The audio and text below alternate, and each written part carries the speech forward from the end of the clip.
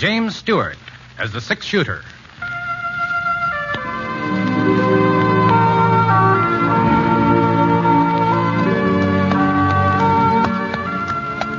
The man in the saddle is angular and long-legged.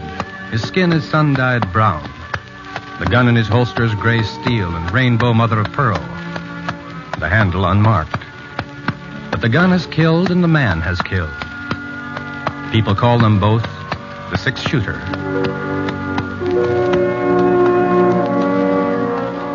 Presenting one of the screen's favorite stars, Mr. James Stewart as the six-shooter. Based on the timeless legend of Britt Ponset, the Texas plainsman who brought single-handed justice to the Western Territories.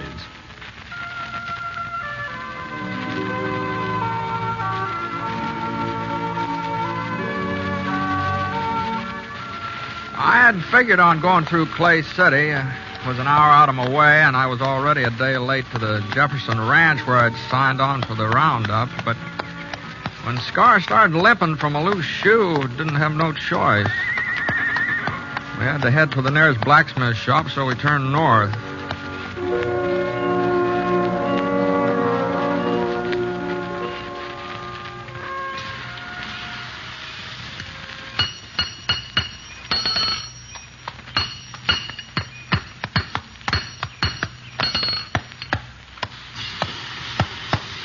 Howdy, mister. What's the trouble? The horse losing a shoe. Well, let's have a look. All right, raise it up, fella. Come on, boy. It's split, mister. He needs a new one. Okay, boy. Can you take care of it? Oh, sure. Bring him over here. Hey, what happened to Red? Fella used to own this shop. Went to Nevada chasing silver. I bought him out. Yeah, you don't look very much like a blacksmith, huh? Oh, I'm stronger than I look. Heavier, too.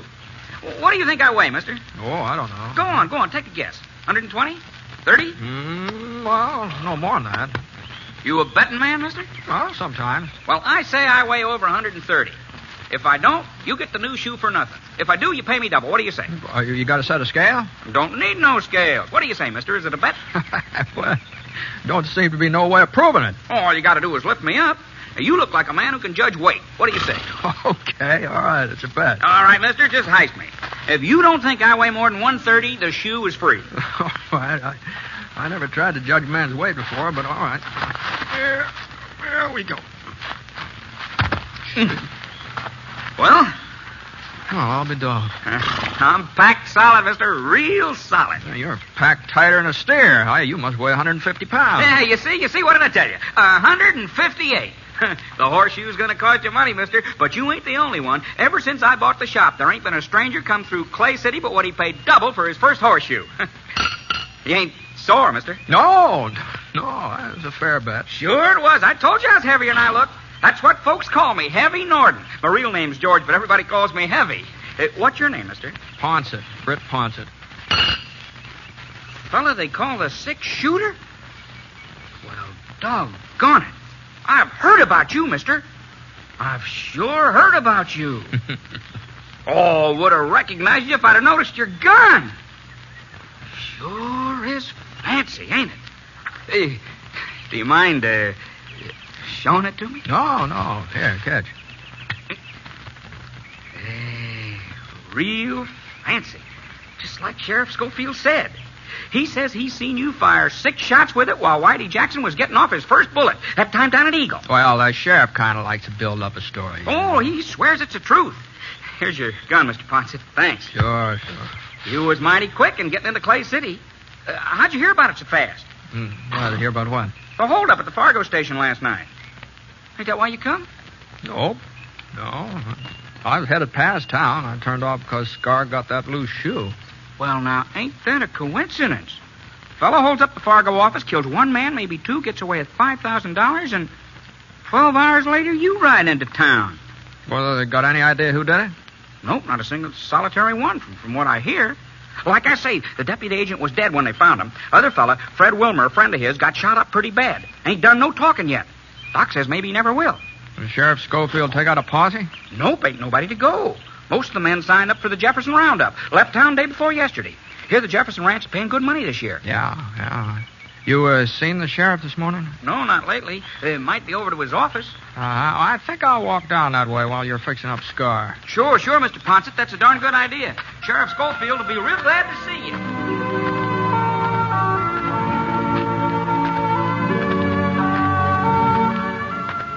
A couple of doors this side of the sheriff's office, I saw the Wells Fargo sign nailed up next to a window. The place wasn't locked, so I went inside.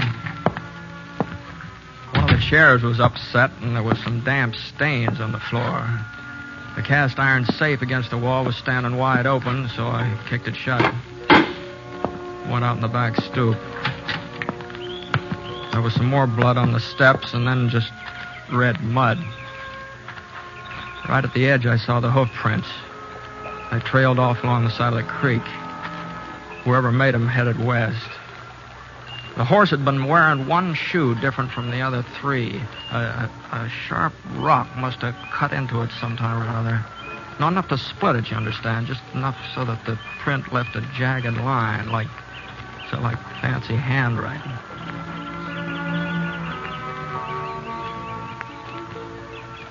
Find something, Britt? Oh, hello, Sheriff. I was heading your way. Yeah, I just saw Heavy. He told me you was in town. Did you find something? I don't know. You see these hoof prints? Yeah. Uh-huh. Don't mean nothing. Trail gives out a mile or so down the creek at Fork. Uh-huh. Has Clay City had any other trouble lately, Ed? No, not a bit. I guess any town's got to expect to hold up once in a while, though. No, I heard it was a little more than that. Yeah, that's right. Fred Wilmer able to talk yet? Afraid not. Doc said he'd let me know first thing he'd come around. Took him out to his ranch. You been out there to see him since last night? Wasn't no reason. Well, it might be a good idea to be there, just in case. Thought maybe I ought to stick in town. Oh, I don't think anything more is going to happen here, Ed. I'll get Scar and I'll meet you out at Fred's place. Huh? I can handle this alone, Britt. Oh, sure. I'll just offer to keep you company, Ed. I'll meet you there.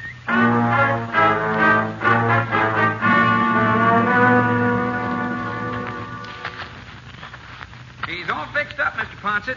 Tied him up around the side so he'd be in the shade. Thanks, Heavy. Thank you. Did you find Sheriff Schofield? I told him you was in town. Yeah. You figure out anything? Not so far. Oh, you will. Sheriff's a good man. Why, you and him together, you'll get whoever done it. No, maybe so.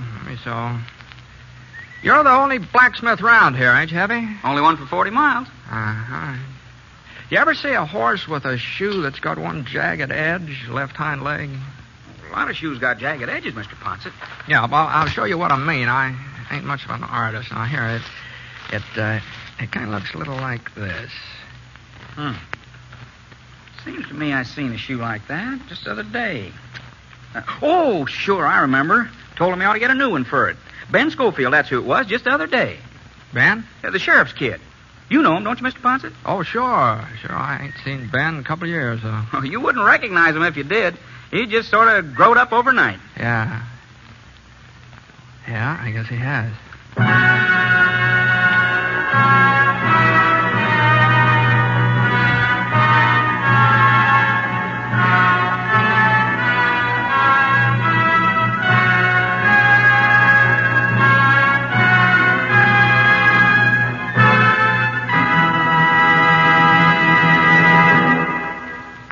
Well, that ends the first act of the six-shooter, folks.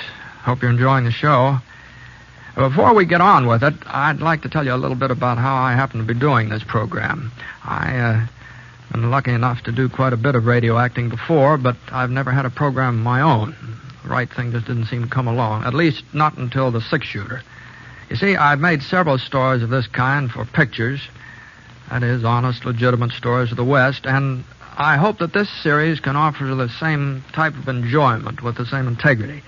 We think it's the sort of program the whole family will enjoy, and we think that the character of Britt Ponset typifies some of the greatness that built America. We'd be pleased if you agreed with us. And now, Act 2 of The Six-Shooter, starring Jimmy Stewart.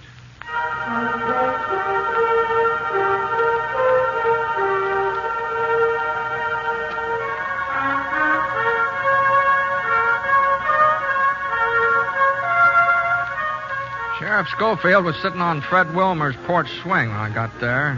The doc was inside with Fred, so I squatted down on the stoop and waited. About half an hour, the doc came out and told us we could go inside and see Fred.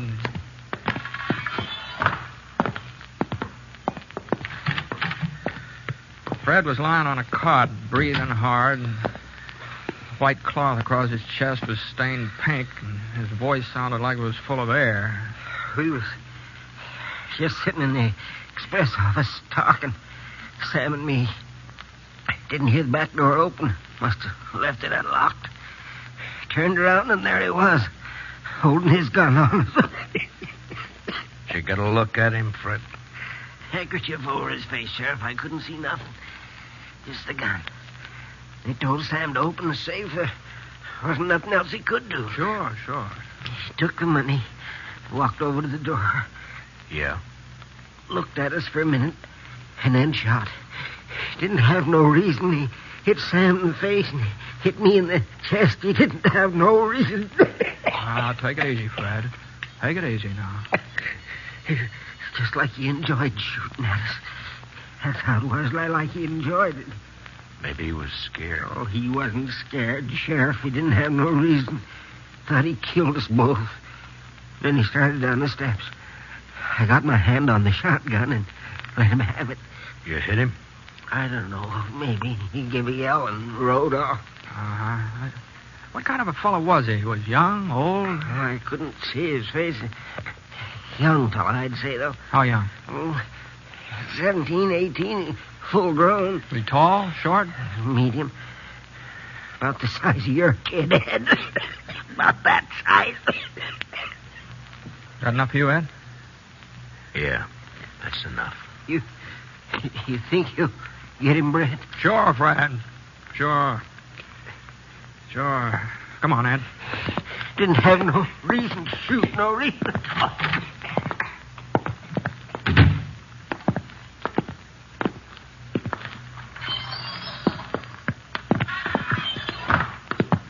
Let's go, Ed. We're wasting our time, Brett. He's got a day's head start. He'd be 40 miles from here. Well, not if he's shot up. Now, you go on if you want to. Well, you're the sheriff. You've got to make the arrest. You ain't never been so particular before. Well, maybe not, but this time in particular. You coming? We don't even know where to start. Oh, I thought along the creek. That's as good a place as any other. It's a waste of time, Brett. Oh, we got time to waste. Come on, let's go.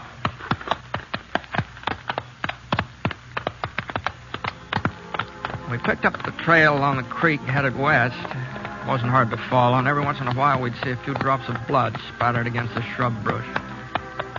About 10 minutes later, we came to a fork where Ed had said the trail gave out. Scar stuck his nose down into the water, and I looked around. The trail didn't give out. It turned south. I nodded in that direction. Ed didn't say a thing.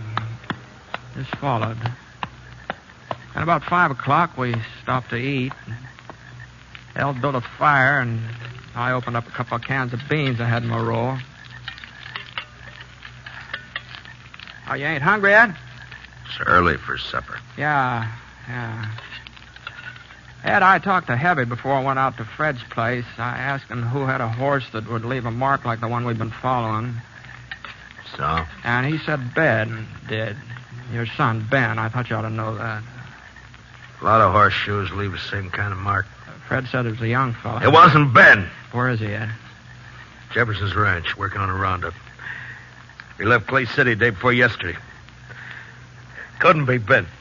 There's a lot of wild youngsters in these parts, but Ben's a good boy. Couldn't be him. You sure? That mark don't mean nothing. Plenty of horseshoes leave the same kind of mark. You know that, Britt. You had enough to eat? Yeah. Come on, let's go.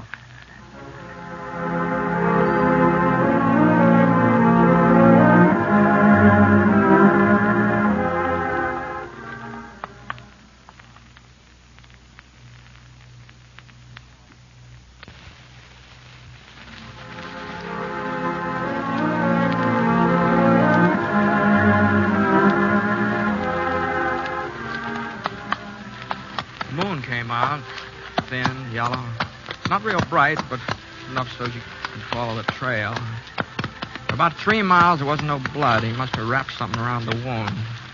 Wrapped it real tight. And then we found the bandage. A piece of shirt tail sopped through. For the next mile, he'd been bleeding a lot, worse than ever. He was hit pretty bad. Looks like it. He couldn't have gone much further because... Hold it, Stewart. Ed. Yeah. Hold on. Over there in the gully, that cabin. Yeah. Whose is it? Used to belong to Jake Levant. Died a couple of years ago. Ain't nobody living there now. There's somebody living there. Huh? Out in back. There's a pony. You better go ahead on foot.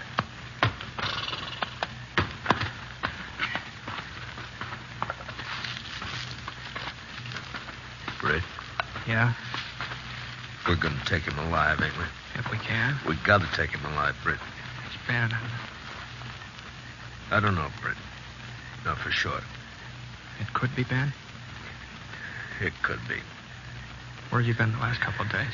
I don't know that neither. Had an argument with him 2 nights ago. He needed some money. He'd been playing poker and lost a lot. Well, 5,000's a lot. I wouldn't give him none. He got mad, said he'd get it himself. And I hit him hard across the face. I hit him twice. He started to hit me back. Then he walked out of the house. I ain't seen him since. I wish he had hit me back. Now, we got to get across that clearing, Ed. Over to that clump of trees. He may see us. Yeah, we'll have to take that chance. You ready? Yeah.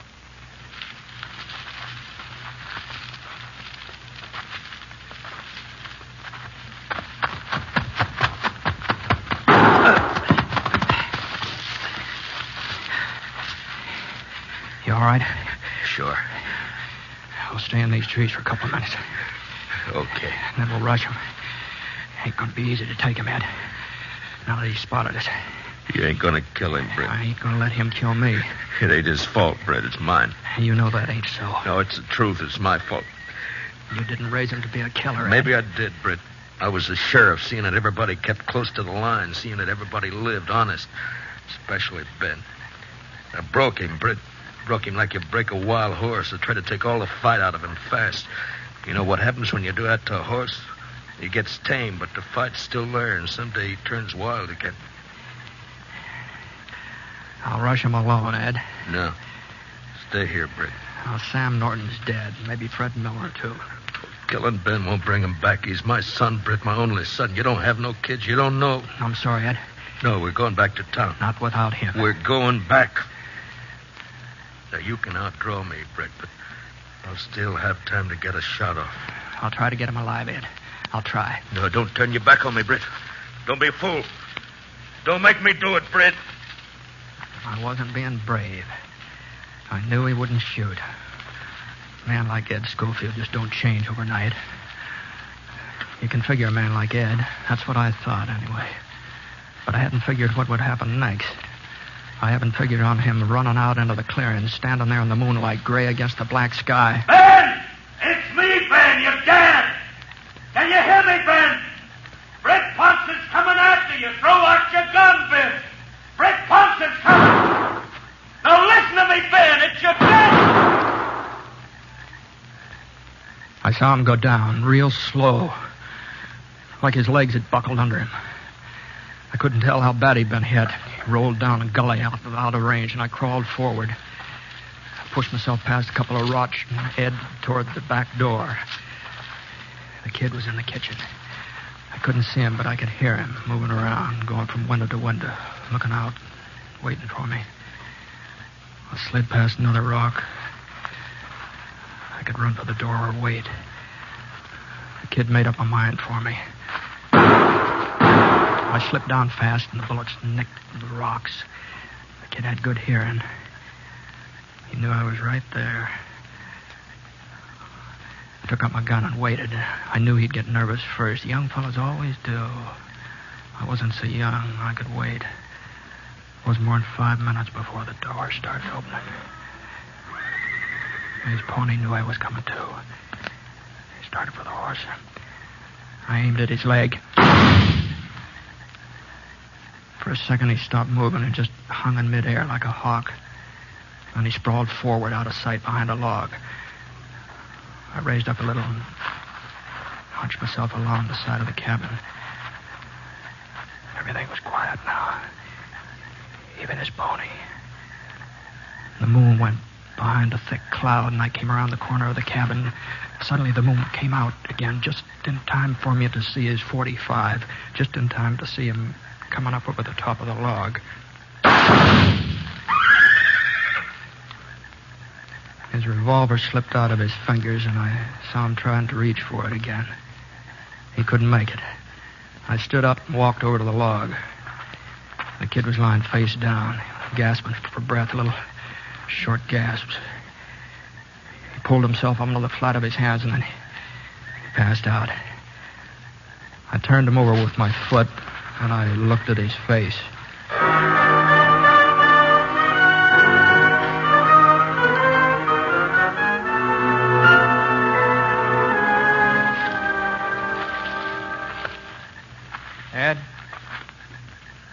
Ed?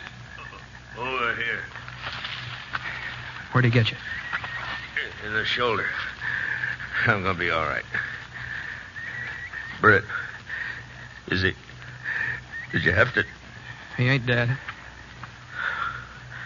Thanks. I guess he didn't hear me calling to him. He didn't know who I was. Ed. What?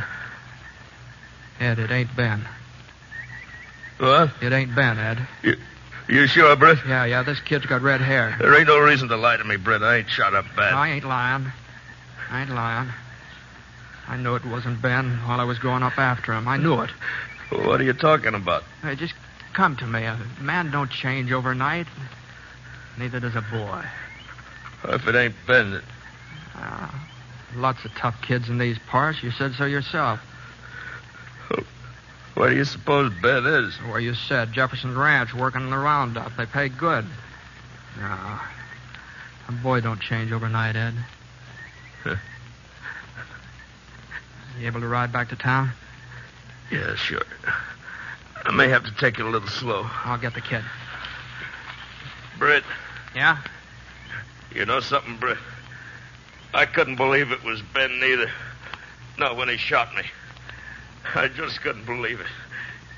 You know that, Britt? I know it, Ed. I know it.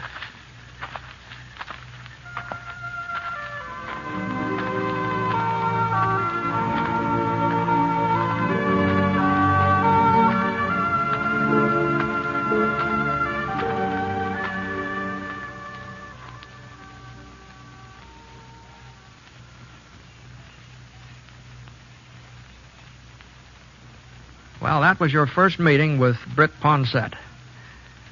I hope you'd like to meet him again every week. And I also hope you'll try our product. It's something I use myself, and it's never let me down. I don't think it'd let you down either. Maybe I'm not much of a salesman, but this product I don't think needs a lot of selling. As far as I'm concerned, it sells itself. So, I'd appreciate it if you'd buy it this week and give it a try. Let me know how you like it. So long, folks. We'll be seeing you.